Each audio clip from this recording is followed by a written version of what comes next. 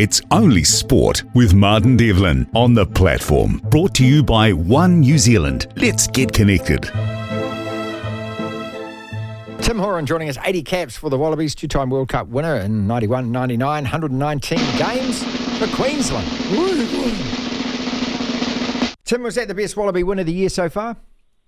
It was close to it, yeah. It's as we know, if you play international rugby, Martin, it's one of the hardest places in the world to win is in Argentina. The crowd, the atmosphere, the way the Argentinian team just gets a lift. And for the Wallabies, yes, they hung tough and they got that penalty right in the end, which I'm very pleased with. And I think for Joe Schmidt, it's another level. It's going to take us some time to get back up to where we probably should be in world rugby.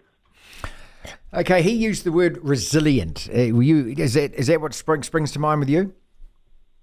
Yeah, certainly. I think he's got a squad now that there's tough players in there. They understand that, what they've got to go through in the trenches to get these wins. And he's building a really strong core of players there. And yes, we've had a lot of different captains this year and also last year. But I think what Harry Wilson did, he just led from the front, led by example, and he's broadening this leadership group across the team. So.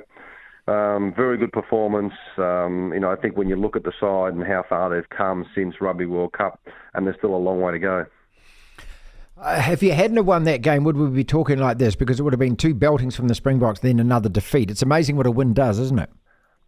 Yeah, and it was a tight win, but gee, I tell you what, you take them. It's as I said, it's really difficult to win in Argentina. It's a really tough, hostile environment, and it's a great for players like Noah Lolosio, who at fly half just continues to play some good footy. He wouldn't be happy with where he's at, but to be able to be in and it was really difficult conditions too. The wind was sideways, the rain was sideways, and goal kicking was tough. So to win in those sort of environments, I think for the Wallabies, the gold jersey, and for Wallaby fans the next day were walking the streets with a Wallaby scarf on or a gold jersey. We haven't seen that for a long time. So, as I mentioned, still early days and some big test matches coming up. Of course, they'll play Argentina again this weekend in Argentina, and then we'll take on the All Blacks in Sydney and then over in Wellington. So there's still a fair bit to go, and then, of course, we then head for a Grand Slam tour to Europe. So that'll be a good test for where Joe Schmidt's team's at.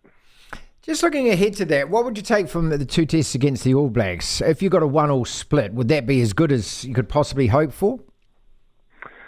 Oh, I think they'd certainly take one. I think the team and Joe Schmidt would love to be able to get their hands on the Bledisloe Cup, but that might be a tough stretch. But certainly this team is building, and we're a long way off where the team wants to be, but there's certainly some good signs with, good experience, good youth. Some, you look at someone like a Max Jorgensen who's come into the team and still 19 years of age. So we've got some talent. It's just about understanding how to play the game against different teams internationally where, you guys experience on the weekend against the Springboks, how big and powerful and physical they are. And if you can spread them out and move them around, you're a chance. Test rugby, I don't have to tell you this, but so many matches are won in that last 10 to 15 minutes. That's the third time this year that the All Blacks haven't been able to score in the last 20 minutes, and it's unravelled on us a couple of times, Argentina and also the Springboks. So just going back to what you were saying, just staying calm in that moment, scoring after the hooter, these are the kind of things that, I don't know, they're real stepping stones in building a new team, aren't they?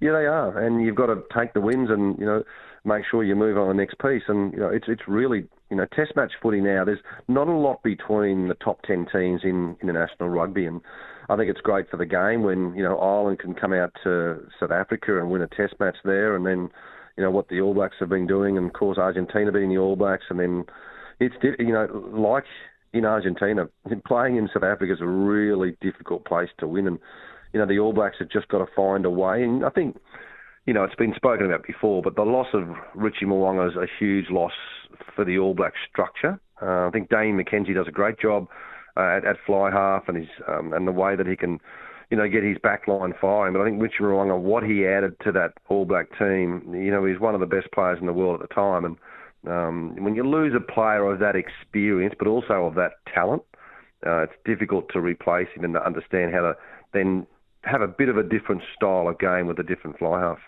Tim Horan, double World Cup winner of the Wallabies, is with us. Let's go back to your guy, Lolosio, and just, his the encouragement for him, because that was a bit of a rocky road, that test match. He made some mistakes, he tried some things, but in the end, when you come out with a win, is he the guy for the future in the number 10 jersey for you?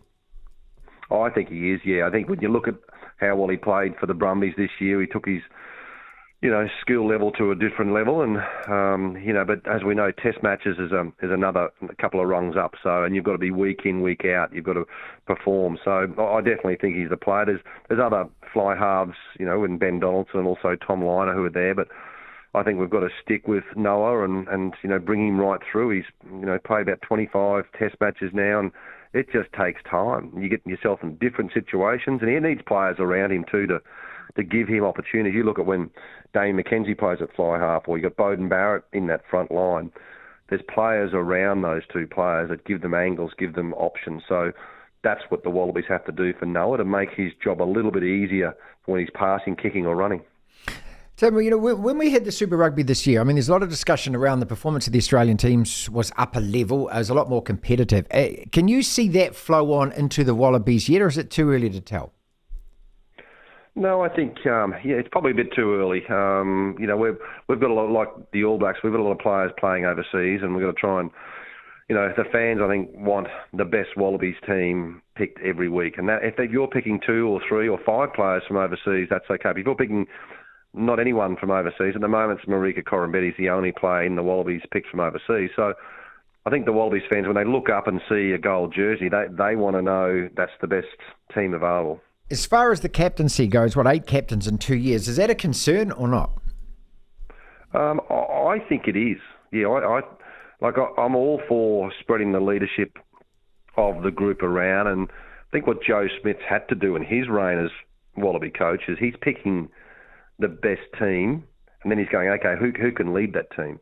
Rather than going, okay, well, we need to pick Alan Otawa because he's the captain, so he needs to start. I think what Joe Schmidt's doing is saying, okay, this is my best starting 15.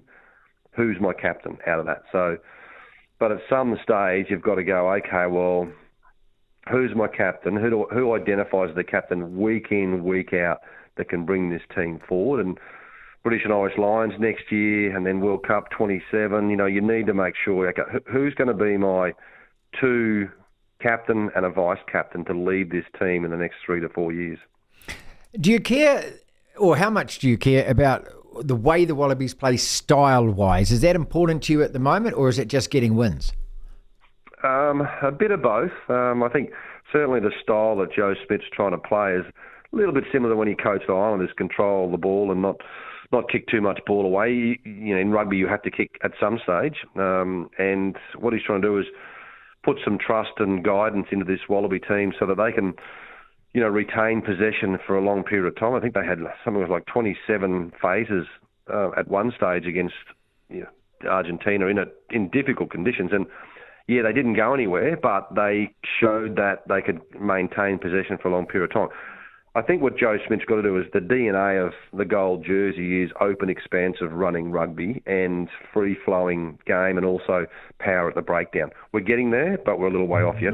It's Only Sport with Martin Devlin on the platform. Brought to you by One New Zealand. Let's get connected.